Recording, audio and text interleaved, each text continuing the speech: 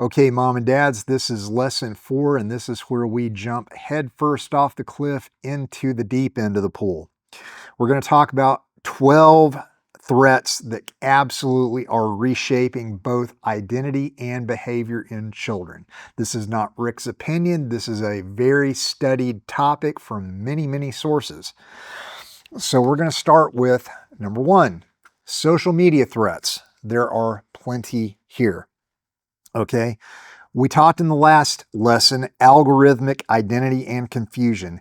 It focuses on how your kids are feeling today, and it also leads them into how they should feel about things. Identity confusion is real this day and age. Boys, I'll say it like this. When God created you and your children, He did not make a mistake. He knew what He was doing. He made us male and female, and that's the end of it. If that bothers you, send me an email. If it forces you to turn this off, so be it. I'm here for families who stand for these things. Is this intended to be hate speech? No, but I am simply dealing with reality because the real world is where I live. I hope you do too.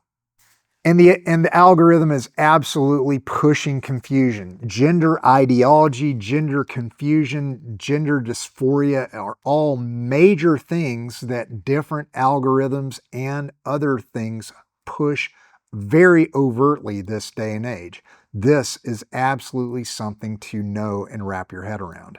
Hypersexualized humor is another one. Okay, TikTok dancing, memes, and trends normalize sexual behavior. In one of the last lessons, I talked about some commercials that came on TV, and they were awful. Women wearing really, really short shorts and men wearing totally inappropriate things that men just should not wear. All right, these are two statements. I'll let your mind go with that. Is it okay for your children to see these things? Probably not, okay? Here's how I frame what our children see. Can you put blinders on your kids and cover their eyes from everything we see in the world as we go out and about in our lives? No, you can't. We go to the beach, we go out in public, we do shopping, we're with friends, we're with families, we're at dinner in places. We see all manner of people and things. Why? Because we live in the real world, as I just said to you.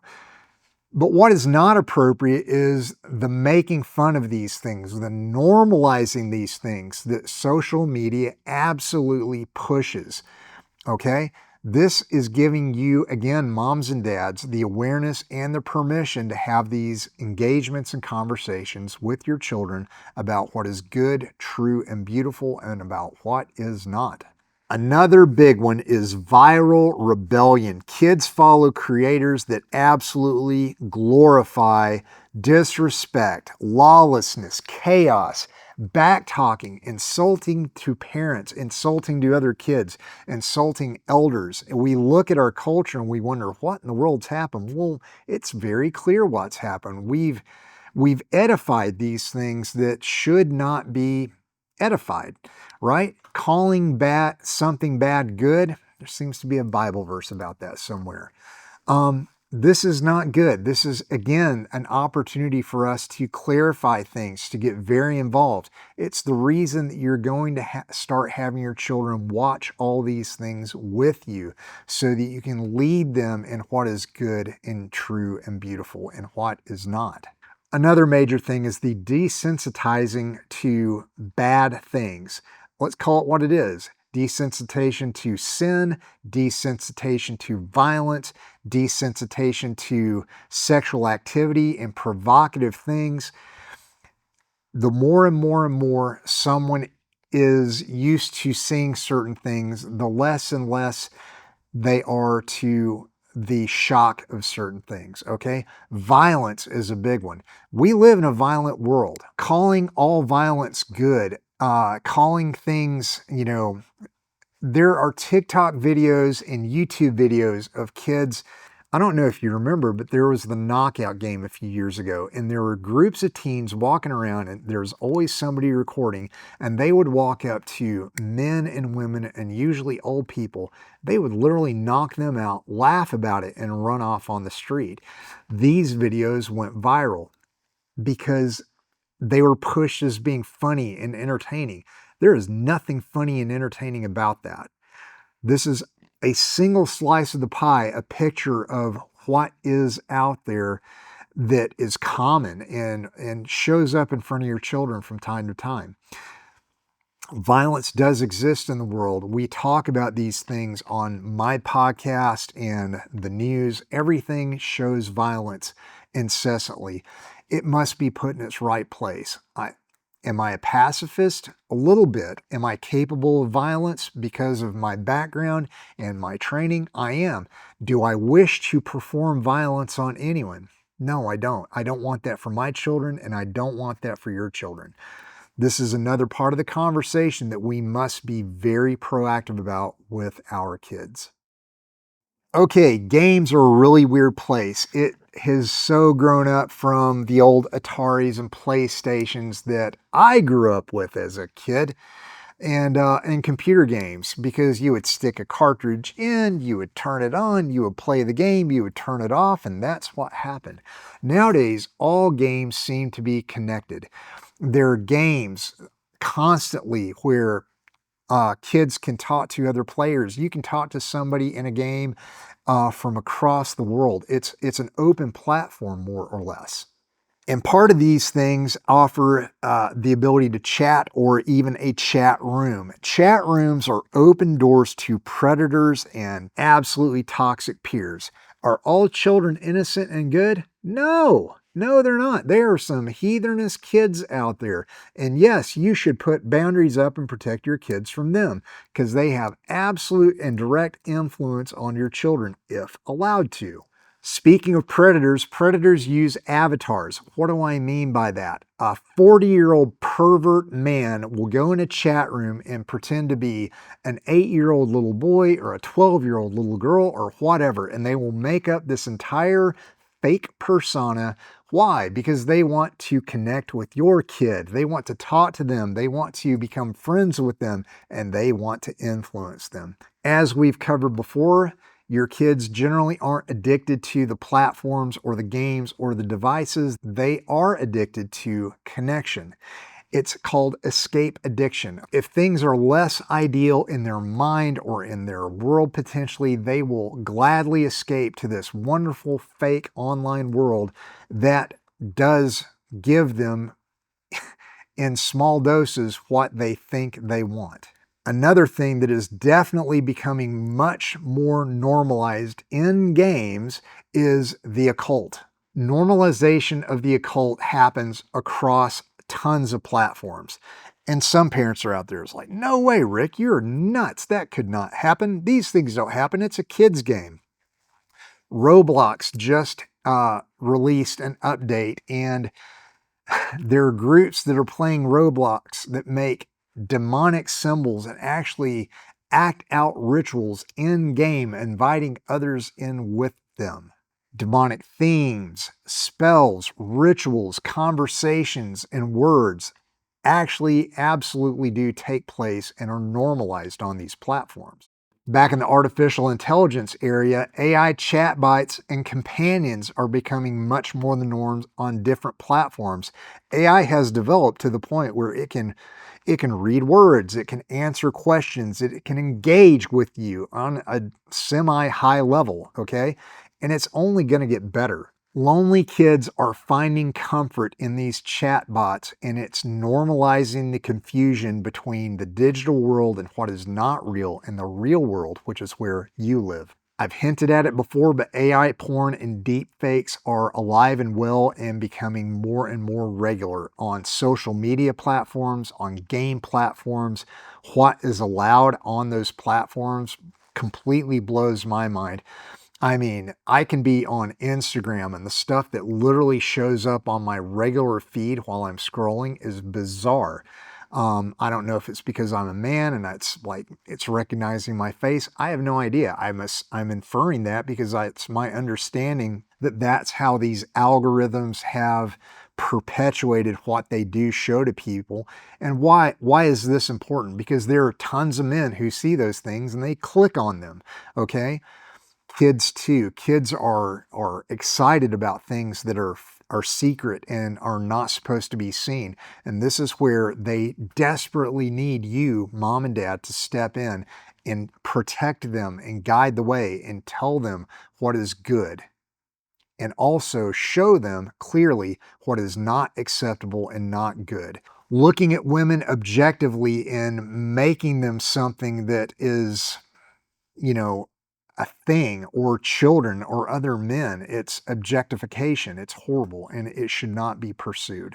Another thing that's taken place on these chat rooms with these bots and on these social media platforms and games are kids are looking at these AI chat bots, these fake friends that they have, is the place they go to get answers. What better place than an online world that takes care of you and makes you feel good for you to ask questions that you've always wanted to know instead of going to mom and dad, who is the person that they should trust and go to with the things they desire to learn. If you don't see the nefariousness of this, you have your head way too far in the sand. Please pull your head out and pay attention. Be the person that your child is desperately wanting to talk to you instead of an AI chatbot. Another thing these algorithms absolutely do is they erase conversations. Okay, the algorithm, the programming, the AI model has learned that it's not good to get caught, to persist in these things later. They will capture these conversations, they will engage with your children, and then they will erase all evidence. That's the last thing that you ever want your children to do. This is a reference sheet per platform, and definitely feel free to follow along with me and use it on your own in your home. TikToks. What is the risk? Algorithm driven, identity shaping, viral rebellion, and just junk content. TikTok has proven to be the absolute biggest time suck and eyeball stealing thing in our current modern times. What are some of the results? What are the red flags from this? Endless scrolling, new words, secret profiles, and just absolute withdrawal from your family because their heads in their device all the time. What can you do about TikTok? Enable family pairing. TikTok has this. Use the restricted mode and watch TikTok with your kids if you even allow that on their devices, and you can discuss what you see. YouTube Shorts, hyper sexualized humor, desensitization to violence, and just awful things, the worst of human condition, sin. What do many parents often see when their kids are watching these things on YouTube Shorts? Their kids start mimicking the trends. They shift their attitude. They become who they did not used to be. And late night viewing, which is a flat out no in my book. Okay, if you want to guarantee your child has an absolute perverted mind and unrestricted access to porn, give them the device and put zero restrictions on it. That is absolutely what's going to happen. Again, what tools are available to moms and dads on YouTube and YouTube Shorts? They do have a restricted mode. You can disable autoplay so it doesn't just keep going without somebody actually touching it and telling it to go. And you can review watch history. I review everything. We set our devices on very limited use. We check watch history. We do all these things. Okay. It's good to know what's going on. Discord. Discord can be really weird. Discord is famous for private grooming servers. Discord is where kids go. Okay. The Discord platform. Discord servers there's a Discord server for anything in the world. There are Discord servers for model airplanes and people who are into sports and people who are into guitars, people who are into certain specific games and Pokemon and all these other things. There is literally Discord servers for anything, massively popular among the younger generations and even some of the older generations. So Discord is famous for private servers, individualized chat rooms, being invited into places. Groomers are alive and well all over Discord all the time. And Discord is where ideological radicalization lives. People who are absolutely just evil live on Discord. They look for others to invite them in, engage them in the conversation, and begin twisting their ethos and thought processes to mimic and match what they want. So again, it's what are some red flags? It's being aware of your children, what their time is being spent on, and having the capability to review what they're doing. Secret servers, new online friends, gaming obsessions where they just play the same game constantly. Yes, you can play games directly on Discord as well.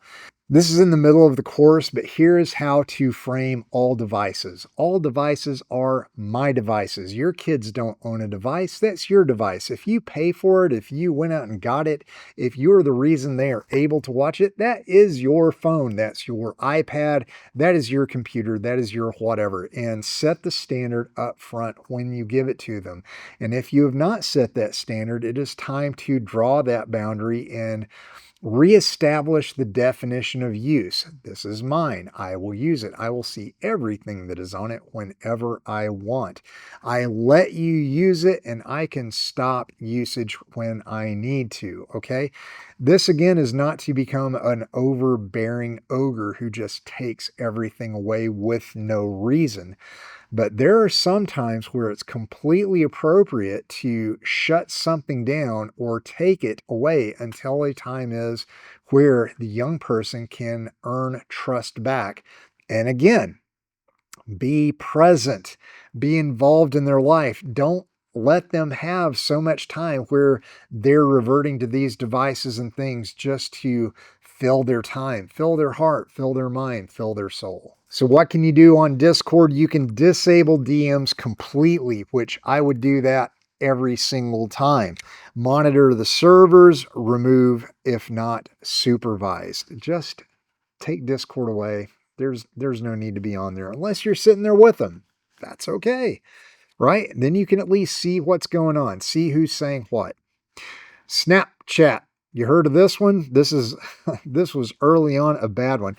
Snapchat was created by kids to be able to send videos and pictures that completely disappear without a trace.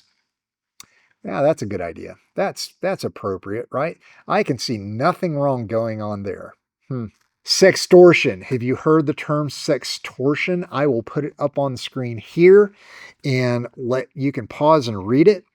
Your children are being approached by individuals, by chatbots, by organizations in order to gain their trust, get them to tell them secrets, send pictures that are absolutely inappropriate, and then to be used against your kids. That's what sextortion is. So, some red flags that pop up from Snapchat: photo secrecy, anxiety when offline, sudden mood swings, all typical. Honestly, these are addictive signs and emotions and reactions here. So, be paying attention, be very aware of your children, right? You can disable Snap Map, which does show location, and that is a problem all of its own. We will get to that at some point in this course. Discuss clearly online boundaries, and you know what? Probably for most kids, Snapchat's just not the best idea. You can take it off their phone or device. Roblox. Roblox is one that I just say flat out no to up front. Roblox is the ultimate platform for sexual predators that exists currently. These things do change. Roblox has in-game chat, grooming, role play confusion, everything that I've talked about the occult and grooming, the rooms where they get your kids alone, the friendship chats. Roblox has all the above twice. Things to look for: red flags, strange new friends, secretive behavior. Are we seeing a pattern here? Avatars with questionable themes. Those are everywhere and do exist. What are some of the actions you can take? Just don't let them play Roblox ever. Take it off your phone, burn it, find the servers out there. Sledgehammers are good, right? Disable the chats. Monitor game selection. Review the friend list all the time. Only let them play the games in your presence if you're a parent that still must have Roblox in your house because your little friends' kids are on Roblox. Have a conversation with other parents. Reveal to them the nature of what their kids are playing and doing, and get them to review their phone. That'd be a fun conversation, probably. And here's a new one that a lot of people have not heard of. It's called Wink, or a wink, right? As in winking your eyeball. Wink's a new one, and it's up and coming in the nefarious part of the interwebs. It's a Tinder-style teen matching predator access sextortion risk app.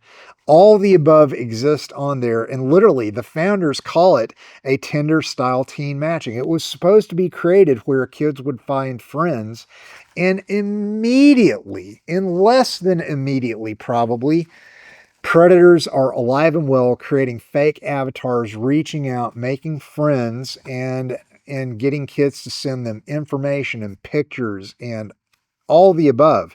Okay. Red flags on Wink. New friend contacts, secrecy about the app use, odd emotional responses after phone use. Weird emotions associated with devices. So what can you do about Wink? Delete the app immediately. Talk about friend apps and all the connotations surround that. Personal physical safety is a factor here because ultimately that's what some of these things are after. They want to get physical access to your children, or they want to make your children do things in the physical world. We will get to that in the section where we talk about the 764 group.